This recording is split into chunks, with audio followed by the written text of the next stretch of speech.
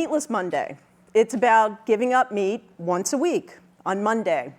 But those two words are actually about a lot more. They're about ideas and how they start and spread, sometimes in unexpected ways, and the nature of change, both on an individual and global level.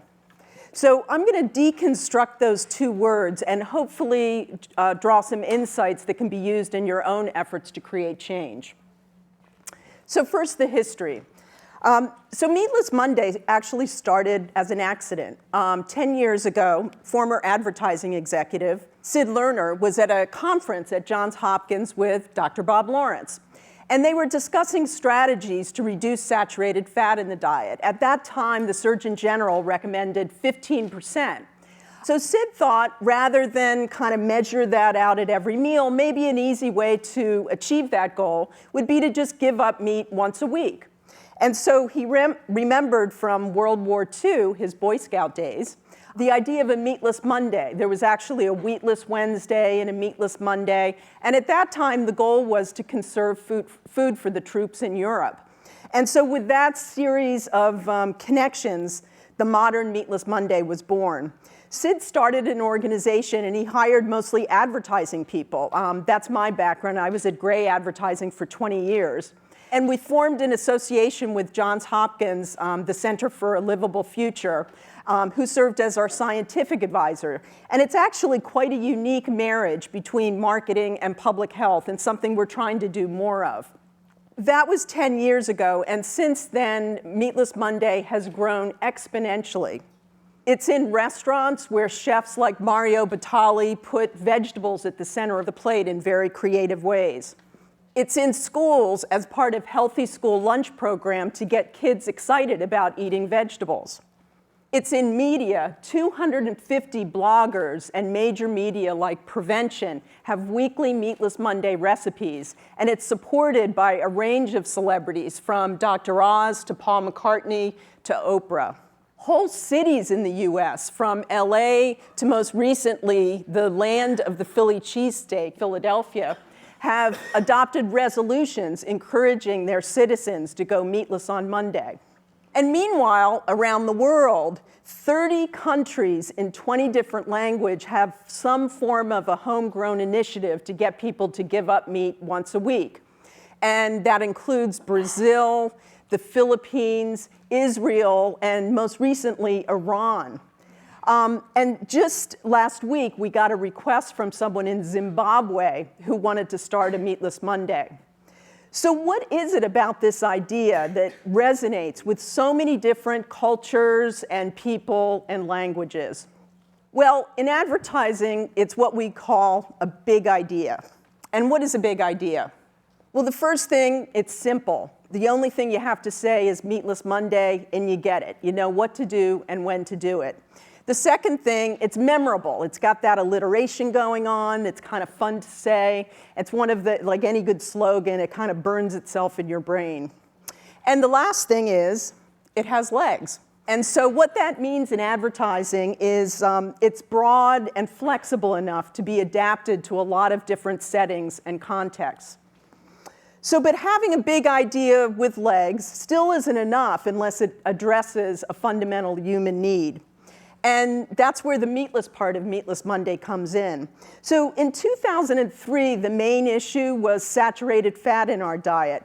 But in the last 10 years, it seems every year new research studies are coming out which link not just the amount of meat we consume, but the industrial method we use to produce that meat with a range of health and environmental issues.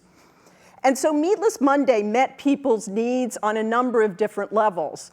One, it provided consumers with an easy way to reduce meat in their diets without a lot of sacrifice. And really important for the beginning of the movement, it provided advocates who were raising alarm about all of those issues with something specific they could tell people to do. You know, these issues are so overwhelming, and sometimes people want to know, well, what can I do? Meatless Monday was something that was simple and yet meaningful. So it was kind of like a right idea at the right time. But having a big idea with legs, even if they're really cute legs, and addressing a need still isn't enough unless it can change behavior. And that's where the Monday part of Meatless Monday comes from. Changing behavior is really, really hard, and particularly when you're trying to create new habits.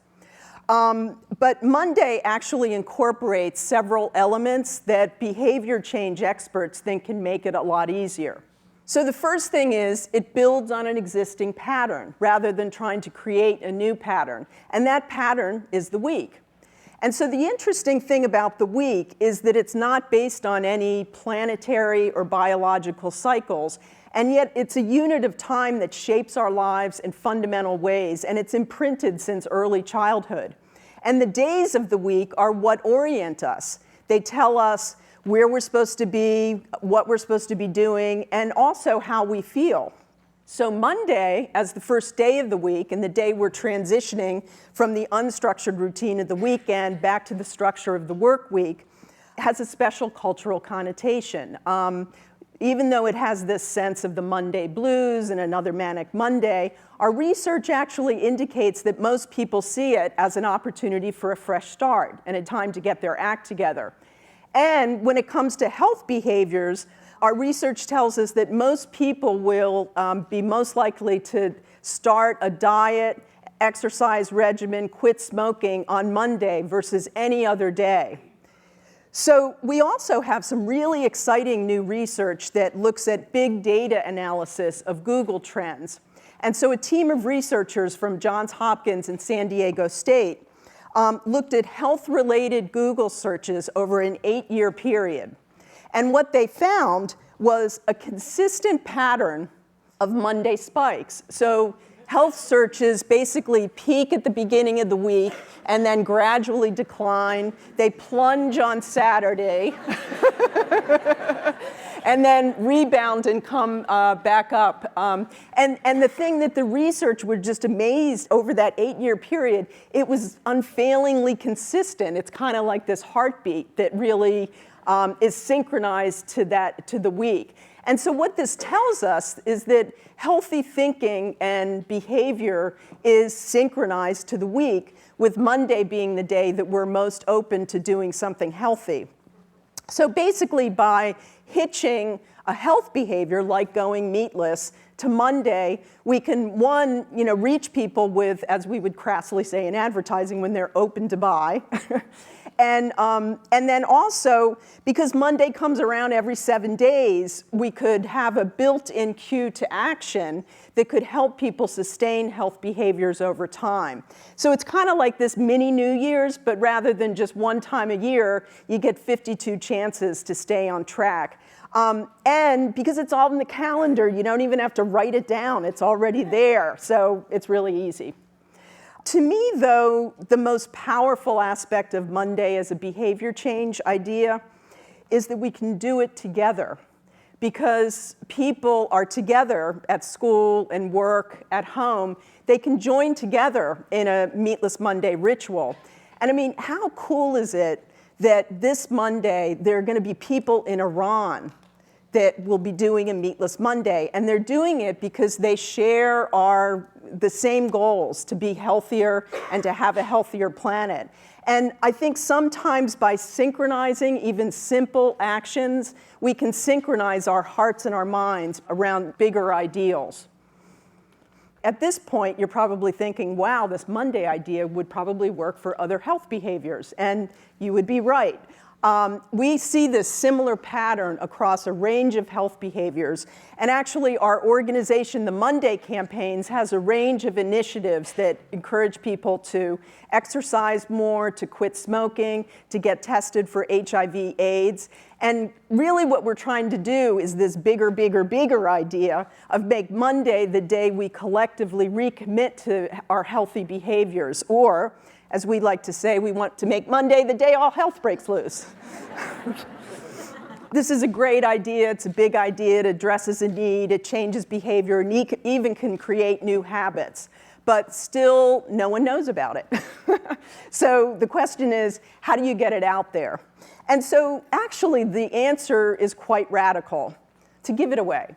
And so rather than thinking about this as this kind of top-down public health initiatives that people sign on to our initiative, the idea was to take the idea and encourage other organizations to incorporate it in their own programs to achieve their own goals.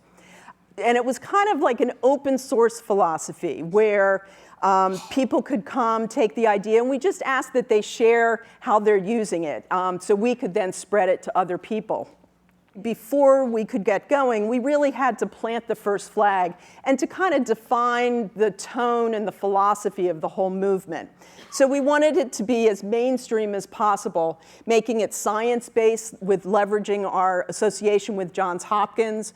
We wanted to make it about choice and moderation, so we weren't taking meat away, but adding vegetarian choices. And we wanted to make it fun and positive. You know, so it wasn't about a big sacrifice. It could be a fun ritual that people were looking forward to. With that, it was really just a question of getting the first triers. And so we went to the innovators and the leaders in each of the categories of types of organizations that were, that had some interest in cutting down on meat. And we talked to them about the health and environmental benefits of reducing meat, but kind of as hardcore business people, we also talked to them about what was in it for them. So if you were a restaurant, you could get more business on a really slow night. If you were a healthcare organization, you could save healthcare costs. If you were a food company, you could sell more products on a Monday. So it was really a combination of wanting to do something that was good, but also that helped achieve the core objectives of that organization. Some of these first triers saw success, and it worked for them. We then told other people about that, and then they told other people, and then suddenly it just jumped the rails, morphed into a movement, and you didn't know who started it or what central organization was behind it. It had really become a true movement. And I think, the reason for that is partly that it's a great idea. But I think it had that decision early on not been to make it open source, it wouldn't have had the breathing room that allowed so many different types of organizations to get on board. I mean, just in the last couple months, the Norwegian military and Filipino beauty contestants both joined Meatless Monday. I mean, where else is that possible? And so it's really, I think, through the simplest actions that can unify us the most.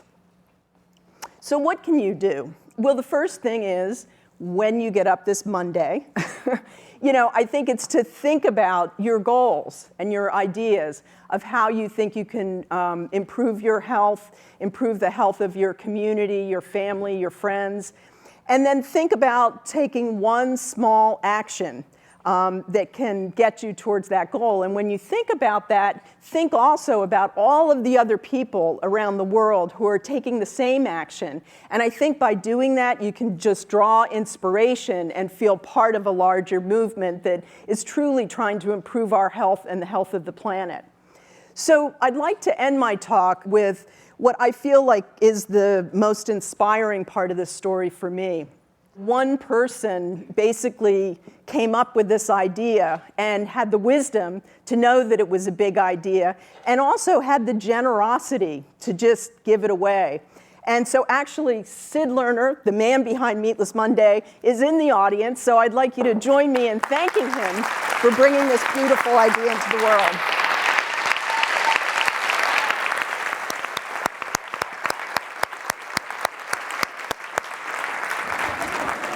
Thank you.